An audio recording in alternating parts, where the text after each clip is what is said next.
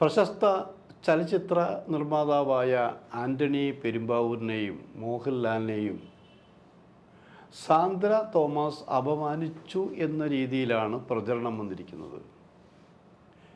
മലയാളത്തിലെ പ്രശസ്ത ചലച്ചിത്ര നിർമ്മാതാവാണ് ആൻ്റണി. ആ ആൻ്റണിയെ വെറുമൊരു കാർ ഡ്രൈവറിനോട് ഉപമിച്ചുകൊണ്ടാണ് പരിഹസിച്ചതും കളിയാക്കിയതും എന്നാണ് പറഞ്ഞു കേൾക്കുന്നത്. ഇതൊരു ചർച്ചയായി മാറി. എന്താണ് ഒരു ടാക്സി ഒരു ഡ്രൈവർക്ക് സിനിമാ സംഘടനയുടെ നേതാവായിരിക്കാനുള്ള യോഗ്യതയില്ലേ എന്നുള്ള ചോദ്യം വന്നു. ഇതേക്കുറിച്ചൊക്കെയാണ് നമുക്ക് ഇന്നത്തെ വീഡിയോയിൽ. ഫിലിമി പ്ലസിലേക്ക് എല്ലാവർക്കും സ്വാഗതം.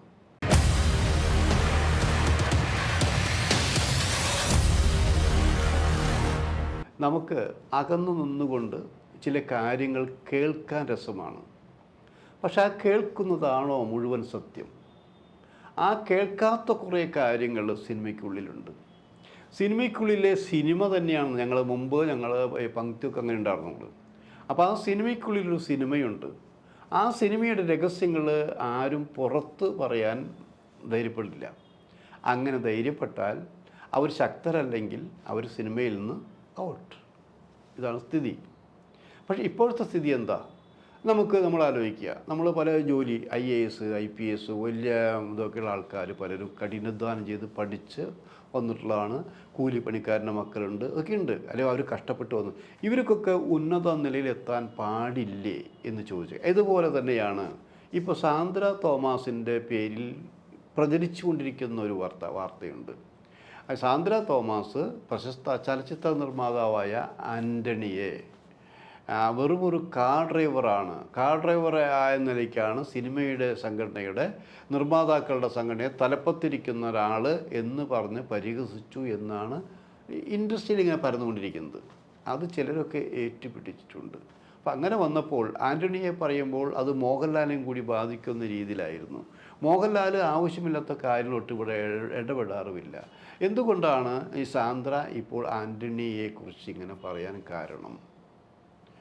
അതിനെക്കുറിച്ചൊരു ചർച്ച നടക്കുന്നത്. ആ ചർച്ച നടന്നപ്പോൾ സ്വാഭാവികമായിട്ടും നമ്മൾ ആലോചിക്കും, എന്തിനാണ് അങ്ങനെ പറയുന്നത്? ഒരാൾ കഷ്ടപ്പെട്ട് ഉയരത്തിൽ വന്നുകൂടെ? അങ്ങനെ വന്നാൽ അപ്പോൾ അയാളുടെ പ്രശ്നം എന്താണത്?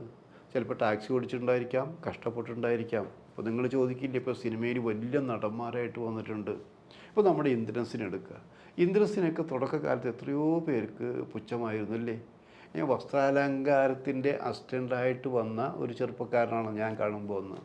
എന്ത് ഭവ്യതയുണ്ടായിരുന്നു ഇല്ലേ? അങ്ങനെ കൊച്ചു വേഷത്തിൽ അഭിനയിച്ചു, വലിയ നടനായി. വലിയ നടൻ പറഞ്ഞാൽ തിരക്കുള്ള നടനായി ഇല്ലേ? ദേശീയ അവാർഡിന് വരെ എത്തിയില്ലേ? ഇത്ര അവാർഡുകൾ വാങ്ങി. അപ്പോൾ അതുകൊണ്ട് ഇന്ദ്രൻസ് മറ്റേ വസ്ത്രാലങ്കാരത്തിൻ്റെ അസിസ്റ്റൻ്റായിരുന്നു എന്ന് പറഞ്ഞ് കളിയാക്കാൻ പറ്റുമോ? അല്ലെങ്കിൽ ഇപ്പോഴത്തെ നിലപാട് എന്താണ്? അങ്ങനെ സിനിമയിൽ കുറേ പേരുണ്ട് ഇല്ലേ?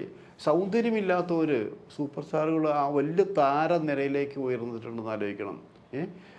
പിന്നെ പ്രൊഡക്ഷനിൽ വർക്ക് ചെയ്ത ആൾക്കാർ വമ്പൻ പ്രൊഡ്യൂസറായത് ഇപ്പോൾ മാത്രമല്ല, മുമ്പും വമ്പൻ പ്രൊഡ്യൂസറായിട്ടുണ്ടെന്ന് ആലോചിക്കണം. ഇപ്പോൾ ഡേവിഡ് കാച്ചപ്പള്ളി എന്നുള്ള ചലച്ചിത്ര നിർമ്മാതാവ് നല്ല സിനിമ ചെയ്ത ആളെന്ന് ആലോചിക്കണം. അവരുടെ ബാനറെടുത്ത ശത്രു കമ്പനീസിൻ്റെ പേരിൽ ഇന്നസെൻറ്റും ഡേവിഡ് കാച്ചപ്പള്ളി എടുത്ത സിനിമകളൊക്കെ സൂപ്പർ സിനിമകളായിരുന്നായിരിക്കും. അവിടെ അവർ കോംപ്രമൈസ് ചെയ്തിട്ടില്ല.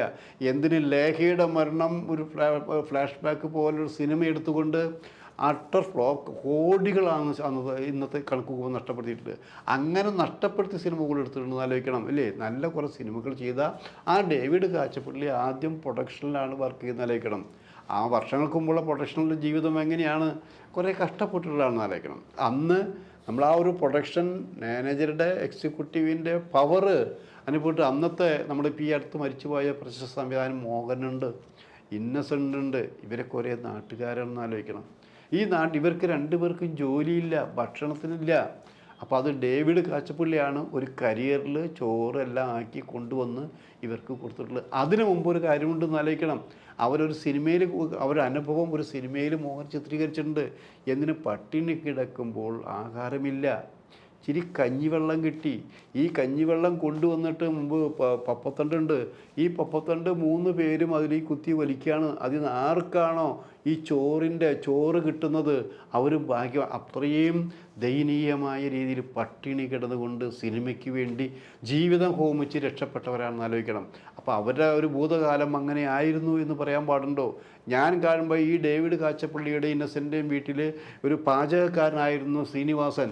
ആ ശ്രീനിവാസൻ എവിടെ എത്തി? അപ്പോൾ അതൊന്നും പറഞ്ഞിട്ട് കാര്യമില്ല. എന്നതുപോലെ ഇപ്പോൾ ഉണ്ടായിരിക്കാം, ഡ്രൈവ് ചെയ്തവരുണ്ടായിരിക്കാമല്ലോ. അതൊരു കുറ്റകരമായ അവസ്ഥയിൽ പോയിട്ടുണ്ടെങ്കിൽ അത് തെറ്റാണെന്ന് ആലോചിക്കണം. അപ്പോൾ ഞാനിത് ഇങ്ങനെ കേട്ടപ്പോൾ എൻ്റെ കയ്യിൽ മറ്റേ ഇവരുടെ സാന്ദ്രയുടെ നമ്പറൊന്നും ശരിക്കും ഉണ്ടായിട്ടില്ല. പഴയ നമ്പർ ഇപ്പോഴും ഇല്ല.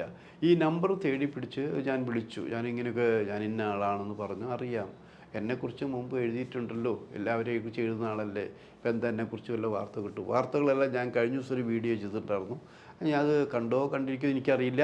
പക്ഷെ ഇപ്പോൾ ഞാൻ വിളിച്ചത്, അതായത് ആൻ്റണി പെരുമ്പാവൂർ എന്നുള്ള നിർമ്മാതാവിനെ വളരെ മ്ലേച്ഛമായ രീതിയിൽ അങ്ങേരൊരു ഇപ്പോഴും ഒരു ടാക്സി ഡ്രൈവറാണ്. ആ ടാക്സി ഡ്രൈവറായിട്ട് വന്ന ഒരാൾ സിനിമാ സംഘടനയുടെ നേതാവായി ഭരിക്കുന്നു. അങ്ങനെ നേതാവാകുന്നുണ്ട്, കുഴപ്പമൊന്നുമില്ല. ഇങ്ങനെ ഭരിച്ചുകൊണ്ട് പുറത്താക്കാൻ പോകുന്നതെന്ന് ഇതൊക്കെ ഇതിൽ പ്രചരിപ്പിച്ചുകൊണ്ടിരിക്കുന്നു എന്നാണ് പറഞ്ഞത്. അപ്പോൾ സാന്ദ്ര പറഞ്ഞു, ഞാൻ അങ്ങനെ പറയുമെന്ന് തോന്നുന്നുണ്ടോ?